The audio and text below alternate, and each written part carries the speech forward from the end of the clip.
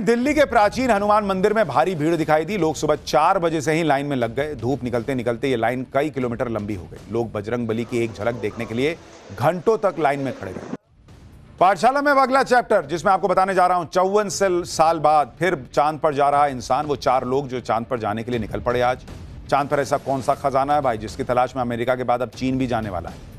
अमेरिकी space agency NASA ने एक बार फिर इतिहास रच दिया है। चांद पर जाने के लिए आज फ्लोरिडा के कैनेडी स्पेस सेंटर से नासा का आर्टेमिस 2 मिशन लॉन्च हुआ। 54 साल बाद इंसानों को चंद्रमा की तरफ ले जाने वाला यह पहला मिशन है। यह मिशन सिर्फ एक उड़ान नहीं बल्कि इंसान के लिए अंतरिक्ष में एक नए युग की शुरुआत है। 1972 के बाद पहली बार इंसान चांद के पास पहुंचेंगे। 4 अंतरिक्ष यात्री चांद के चारों तरफ चक्कर लगाएंगे। नासा का मिशन आर्टेमिस 2 10 दिन में पूरा होगा और भविष्य में चांद पर उतरने की संभावनाओं की तलाश करेगा। यह लैंडिंग मिशन नहीं है बल्कि इस मिशन से आने वाले दिनों में चांद पर उतरने और वहां लंबे समय तक रहने की संभावनाएं खोजी जाएंगी। सब कुछ सही रहा तो आने वाले दिनों में इंसान एक बार फिर चंद्रमा पर कदम रखेगा। नासा का यह मिशन पिछले मिशन से कितना अलग है और क्यों खास है, आज आपको बताऊंगा।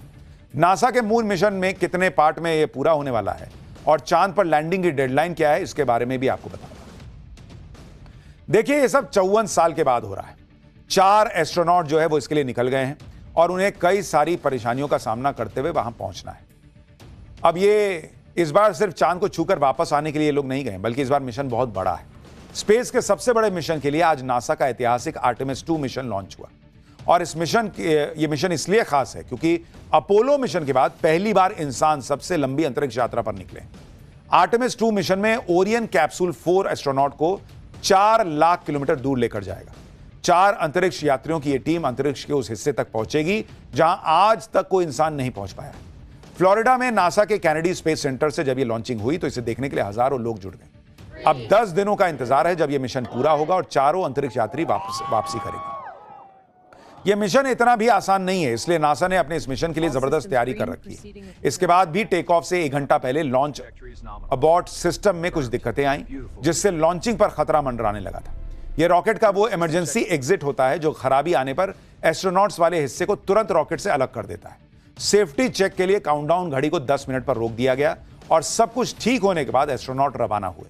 उड़ान के करीब 51 मिनट बाद जब सैटेलाइट्स का हैंडओवर हो रहा था तब ओरियन कैप्सूल का संपर्क कुछ देर के लिए टूट भी गया। कुछ देर के लिए मिशन कंट्रोल को क्रू की आवाज ही नहीं सुनाई दे रही थी कंट्रोल रूम को और इस समस्या को भी कुछ देर में सुलझा लिया गया। बताया जा रहा है कि लॉन्च के कुछ ही देर बाद ओरियन कैप्सूल का इकलौता टॉयलेट भी खराब हो गया था। एस्ट्रोनॉट क्रिस्टीना कोच ने मिशन कंट्रोल की मदद से इसे ठीक कर दिया। बिना टॉयलेट के 10 दिन का सफर काटना बहुत मुश्किल हो जाता।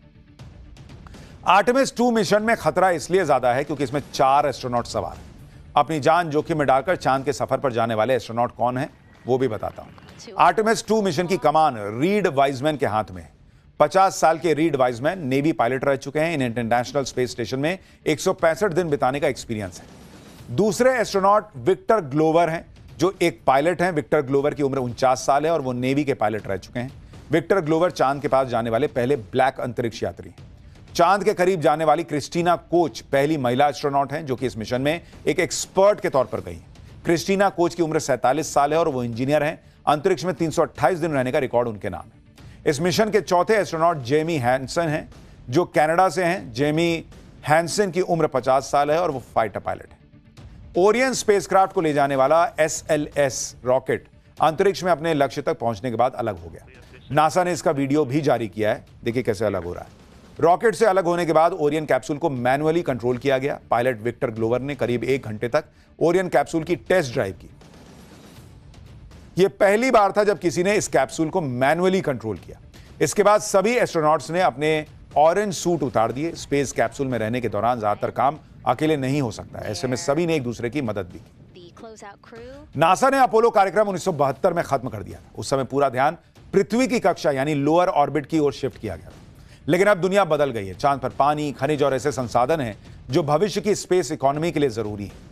नासा के पूर्व चीफ शॉन ओफिक के मुताबिक चांद पर काफी मात्रा में हीलियम 3 मौजूद है। $20 मिलियन प्रति किलो की कीमत वाले हीलियम 3 का इस्तेमाल न्यूक्लियर रिएक्टर में हो सकता है। चांद पर बर्फीले पानी का भंडार है जिसका इस्तेमाल रॉकेट प्रोपल्शन में हो सकता है। रेयर अर्थ मेटल जैसे सोना, लोहा, लिथियम, प्लैटिनम जैसे तत्व भी चांद पर मौजूद है। यही वजह है कि चीन भी मिशन मून पर तेजी से काम कर रहा है। 2030 तक चांद पर अपना बेस बनाने की योजना बना रखी है उसने। रूस भी चीन के साथ मिलकर इंटरनेशनल लूनर रिसर्च स्टेशन बनाने की बात कर रहा है। रूस और अमेरिका के बाद चीन तीसरा देश है जो चांद से सैंपल लाने में सफल रहा है। पिछले 10 साल में चांद पर भेजे गए चीन के 3 मिशन सफल रहे। चीन के मिशन चांग E3 और E4 में मून रोवर भी शामिल था। चांग E5 ने खुदाई करके सैंपल लिए थे और रंगीन तस्वीरें भी भेजी थी। इसी साल चांग E6 चांद के साउथ पोल के सैंपल धरती पर लेकर लौटेगा, जबकि 2027 में चांग E7 मिशन चांद पर पानी और बर्फ की पड़ताल करेगा। तो अब दुनिया में होड़ मची हुई है कि चांद पर जाएं, देखें क्या मिल रहा है, लेकर आएं। और भारत ने चांद के दक्षिणी ध्रुव पर अपना मिशन पूरा करके दुनिया में जो मिसाल साबित की है, उसको देखने के बाद सबको और लग रहा है कि और करना होगा, और करना होगा। लोग बजरंग बली की एक झलक देखने के लिए घंटों तक लाइन में खड़े रहे। पाठशाला में अगला चैप्टर जिसमें आपको बताने जा रहा हूं, 54 साल बाद फिर चांद पर जा रहा है इंसान। वो 4 लोग जो चांद पर जाने के लिए निकल पड़े आज। चांद पर ऐसा कौन सा खजाना है भाई जिसकी तलाश में अमेरिका के बाद अब चीन भी जाने वाला है। अमेरिकी स्पेस एजेंसी नासा ने एक बार फिर इतिहास रच दिया है। चांद पर जाने के लिए आज फ्लोरिडा के कैनेडी स्पेस सेंटर से नासा का आर्टेमिस 2 मिशन लॉन्च हुआ। 54 साल बाद इंसानों को चंद्रमा की तरफ ले जाने वाला यह पहला मिशन है। यह मिशन सिर्फ एक उड़ान नहीं बल्कि इंसान के लिए अंतरिक्ष में एक नए युग की शुरुआत है। 1972 के बाद पहली बार इंसान चांद के पास पहुंचेंगे। 4 अंतरिक्ष यात्री चांद के चारों तरफ चक्कर लगाएंगे। नासा का मिशन आर्टेमिस 2 10 दिन में पूरा होगा और भविष्य में चांद पर उतरने की संभावनाओं की तलाश करेगा। यह लैंडिंग मिशन नहीं है बल्कि इस मिशन से आने वाले दिनों में चांद पर उतरने और वहां लंबे समय तक रहने की संभावनाएं खोजी जाएंगी। सब कुछ सही रहा तो आने वाले दिनों में इंसान एक बार फिर चंद्रमा पर कदम रखेगा। नासा का यह मिशन पिछले मिशन से कितना अलग है और क्यों खास है, आज आपको बताऊंगा। नासा के मून मिशन में कितने पार्ट में यह पूरा होने वाला है और चांद पर लैंडिंग की डेडलाइन क्या है, इसके बारे में भी आपको बताऊंगा। देखिए, यह सब 54 साल के बाद हो रहा है। 4 एस्ट्रोनॉट जो है वो इसके लिए निकल गए हैं और उन्हें कई सारी परेशानियों का सामना करते हुए वहां पहुंचना है। अब ये इस बार सिर्फ चांद को छूकर वापस आने के लिए लोग नहीं गए, बल्कि इस बार मिशन बहुत बड़ा है।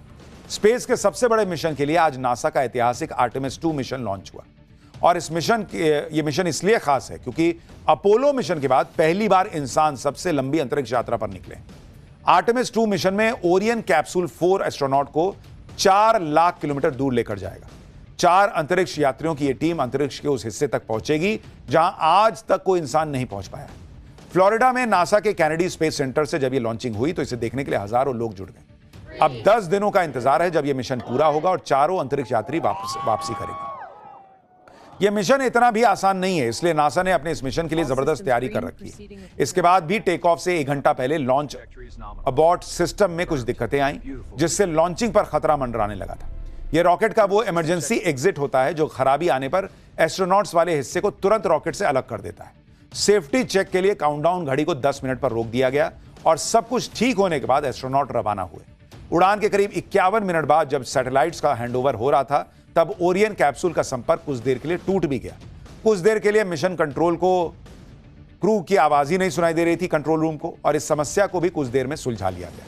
बताया जा रहा है कि लॉन्च के कुछ ही देर बाद ओरियन कैप्सूल का इकलौता टॉयलेट भी खराब हो गया था। एस्ट्रोनॉट क्रिस्टीना कोच ने मिशन कंट्रोल की मदद से इसे ठीक कर दिया। बिना टॉयलेट के 10 दिन का सफर काटना बहुत मुश्किल हो जाता। आर्टेमिस 2 मिशन में खतरा इसलिए ज्यादा है क्योंकि इसमें 4 एस्ट्रोनॉट सवार हैं।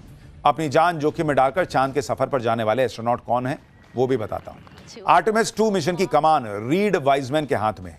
50 साल के रीड वाइजमैन नेवी पायलट रह चुके हैं। इन्हें इंटरनेशनल स्पेस स्टेशन में 165 दिन बिताने का एक्सपीरियंस है। दूसरे एस्ट्रोनॉट विक्टर ग्लोवर हैं जो एक पायलट हैं। विक्टर ग्लोवर की उम्र 49 साल है और वो नेवी के पायलट रह चुके हैं। विक्टर ग्लोवर चांद के पास जाने वाले पहले ब्लैक अंतरिक्ष यात्री हैं। चांद के करीब जाने वाली क्रिस्टीना कोच पहली महिला एस्ट्रोनॉट हैं जो कि इस मिशन में एक एक्सपर्ट के तौर पर गई हैं। क्रिस्टीना कोच की उम्र 47 साल है और वो इंजीनियर हैं। अंतरिक्ष में 328 दिन रहने का रिकॉर्ड उनके नाम है। इस मिशन के चौथे एस्ट्रोनॉट जेमी हैंसन हैं जो कनाडा से हैं। जेमी हैंसन की उम्र 50 साल है और वो फाइटर पायलट है। ओरियन स्पेसक्राफ्ट को ले जाने वाला SLS रॉकेट अंतरिक्ष में अपने लक्ष्य तक पहुंचने के बाद अलग हो गया। नासा ने इसका वीडियो भी जारी किया है, देखिए कैसे अलग हो रहा है। रॉकेट से अलग होने के बाद ओरियन कैप्सूल को मैनुअली कंट्रोल किया गया। पायलट विक्टर ग्लोवर ने करीब 1 घंटे तक ओरियन कैप्सूल की टेस्ट ड्राइव की। यह पहली बार था जब किसी ने इस कैप्सूल को मैनुअली कंट्रोल किया। इसके बाद सभी एस्ट्रोनॉट्स ने अपने ऑरेंज सूट उतार दिए। स्पेस कैप्सूल में रहने के दौरान ज्यादातर काम अकेले नहीं हो सकता, ऐसे में सभी ने एक दूसरे की मदद भी की। नासा ने अपोलो कार्यक्रम 1972 में खत्म कर दिया था। उस समय पूरा ध्यान पृथ्वी की कक्षा यानी लोअर ऑर्बिट की ओर शिफ्ट किया गया था। लेकिन अब दुनिया बदल गई है। चांद पर पानी, खनिज और ऐसे संसाधन हैं जो भविष्य की स्पेस इकोनॉमी के लिए जरूरी है। नासा के पूर्व चीफ शॉन ओफिक के मुताबिक चांद पर काफी मात्रा में हीलियम 3 मौजूद है। $20 मिलियन प्रति किलो की कीमत वाले हीलियम 3 का इस्तेमाल न्यूक्लियर रिएक्टर में हो सकता है। चांद पर बर्फीले पानी का भंडार है जिसका इस्तेमाल रॉकेट प्रोपल्शन में हो सकता है। रेयर अर्थ मेटल जैसे सोना, लोहा, लिथियम, प्लैटिनम जैसे तत्व भी चांद पर मौजूद है। यही वजह है कि चीन भी मिशन मून पर तेजी से काम कर रहा है। 2030 तक चांद पर अपना बेस बनाने की योजना बना रखी है उसने। रूस भी चीन के साथ मिलकर इंटरनेशनल लूनर रिसर्च स्टेशन बनाने की बात कर रहा है। रूस और अमेरिका के बाद चीन तीसरा देश है जो चांद से सैंपल लाने में सफल रहा है। पिछले 10 साल में चांद पर भेजे गए चीन के 3 मिशन सफल रहे। चीन के मिशन चांग E3 और E4 में मून रोवर भी शामिल था। चांग E5 ने खुदाई करके सैंपल लिए थे और रंगीन तस्वीरें भी भेजी थी। इसी साल चांग E6 चांद के साउथ पोल के सैंपल धरती पर लेकर लौटेगा, जबकि 2027 में चांग E7 मिशन चांद पर पानी और बर्फ की पड़ताल करेगा। तो अब दुनिया में होड़ मची हुई है कि चांद पर जाएं, देखें क्या मिल रहा है, लेकर आएं। और भारत ने चांद के दक्षिणी ध्रुव पर अपना मिशन पूरा करके दुनिया में जो मिसाल साबित की है, उसको देखने के बाद सबको और लग रहा है कि और करना होगा और